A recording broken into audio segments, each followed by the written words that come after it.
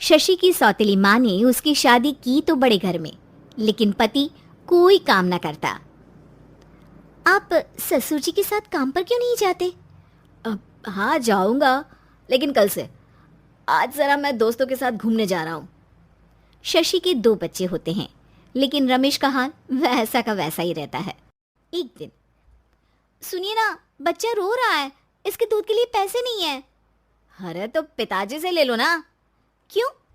अगर आप में कमाने की क्षमता नहीं थी तो शादी क्यों की? तभी घर आई बड़ी ननद बोल पड़ती है, आहा, तुम्हारी माँ को साफ साफ कह दिया था कि लड़का ना कमाता है ना कभी कमाएगा। हम 4 बहनें हैं इसका ख्याल रखने के लिए, और पिताजी का इतना सारा पैसा, तुम्हें किस चीज की कमी रखी है? लेकिन थोड़े ही सालों में तकदीर बदल जाती है। शशि का ससुराल गरीब हो जाता है। सब बिकने के बाद शशि अपने पति, बच्चे और सास के साथ किराए के मकान में आ जाती है। मैं कोई नौकरी करना चाहती हूँ दीदी। अरे इतने बड़े घर की बहू थी शशि, तुम नौकरी करोगी? नहीं नहीं नहीं नहीं। नहीं करूंगी तो घर कैसे चलेगा? बच्चों को भी तो पालना है ना। तभी शशि का भाई आ जाता है। शशि, ये ले राशन का सामान, किसी भी तरह की कोई भी जरूरत हो तो बताना। भाई, अब मैं नौकरी करूंगी। देख बहन, वैसे तो मैं तेरे साथ हूं, लेकिन हाँ, मैं ये भी चाहता हूं कि तू अपने पैरों पर खड़ी हो जा। शशि को एक प्ले स्कूल में छोटे बच्चों को संभालने की नौकरी मिल जाती है। एक दिन, शशि, मेरे स्कूल को अब तुम संभाल लो, मैं कुछ दिनों के लिए अपने बेटे के पास जा रही हूँ। लेकिन प्ले स्कूल अकेले मैंने कभी नहीं संभाला है। अब ये सब मैं नहीं जानती, इतने महीनों में तूने जो देखा बस पूरे आत्मविश्वास के साथ उसे करना। शशि नीलम के जाने के बाद पूरे 1 महीने उसका स्कूल अकेले संभालती है, और फिर एक दिन आता है जब वो अपना खुद का स्कूल भी खोल लेती है। वाह शशि, तुमने आज मेरा सर गर्व से ऊंचा कर दिया। तुम्हारा यही आत्मविश्वास तुम्हें बहुत आगे ले जाएगा। नीलम, बहुत आगे जाने की चाह नहीं है, बस ये छोटा सा स्कूल मेरे बच्चों की अच्छी शिक्षा में मेरी मदद करे, यही मैं चाहती हूँ। शशि थोड़े थोड़े पैसों से ही अपना परिवार पाल रही थी। एक दिन उसके घर उसकी बड़ी ननद आती है। अरे भाभी, घर में कूलर तो लगा लेती, मेरी माँ को कैसे पंखे में लिटा रखा है? अरे तो शशि कौन सा एसी लगा कर सो रही है, वो भी तो यहीं रहती है ना मेरे पास। ज्यादा यहाँ आकर मेरी बहू को परेशान न किया करो।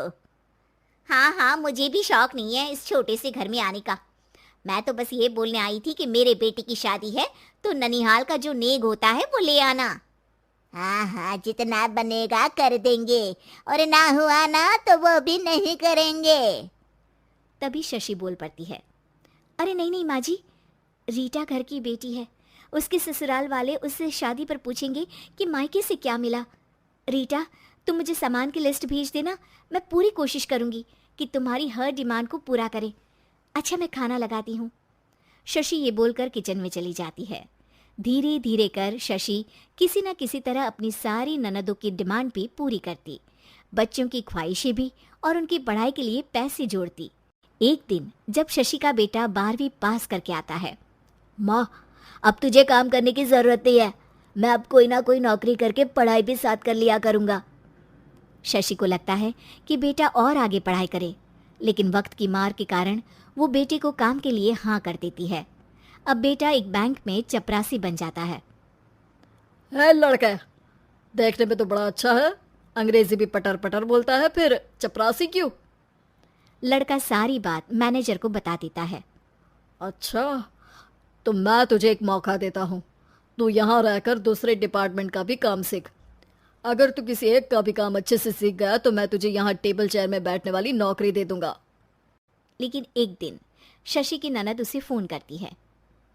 अरे भाभी, देखो, मायका तो मेरा तुम लोगों से ही है। मैंने आपके बेटे और मेरे भतीजे प्रदीप के लिए यहाँ एक नौकरी देखी है, पूरे 5,000 मिलेंगे। वैसे करता ही क्या है, चपरासी ही तो है ना। कोई बात नहीं रीटा, मैं उसे इस शहर के बाहर नहीं भेजना चाहती हूँ, बाकी वो शाम को आएगा तो मैं पूछ लेती हूँ।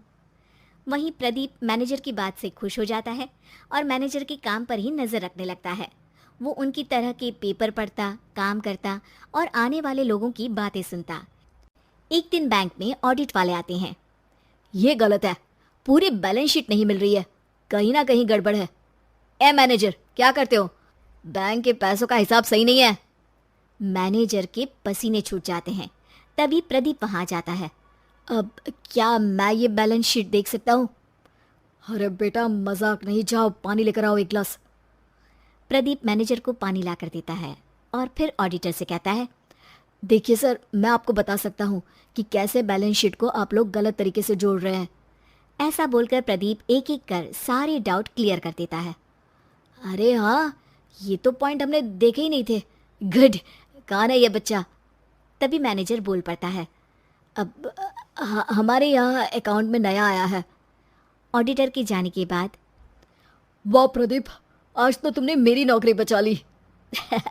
और आपने भी तो मेरी नई नौकरी लगा दी, अकाउंटेंट की। बस फिर क्या था, प्रदीप ने एक बार जो सफलता की सीढ़ी चढ़ी, बस चढ़ता ही चला जाता है। फिर एक दिन शशि की ननद, अरे भाभी कैसी हो? घर को तो बड़ा ही सुंदर चमका रखा है।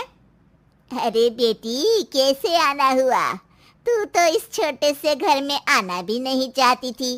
कोई खास काम है क्या? अब हाँ, वो माँ, मेरा जो मजला बेटा है ना, वो अकाउंट से पढ़ाई कर रहा है, तो प्रदीप से बोलकर उसकी भी कहीं अच्छी नौकरी लगा दो ना। सास और शशि समझ जाते हैं कि कैसे पैसे आते ही लोगों के बात करने के तरीके से लेकर रिश्ते निभाने तक में बदलाव आ जाता है। उम्मीद है कि आपको हमारी ये कहानी पसंद आई होगी। कृपया हमारे चैनल को सब्सक्राइब करें और सभी अपडेट्स के लिए बेल आइकन जरूर क्लिक करें। और हाँ, वीडियो लाइक और शेयर करना मत भूलिएगा। Bye bye.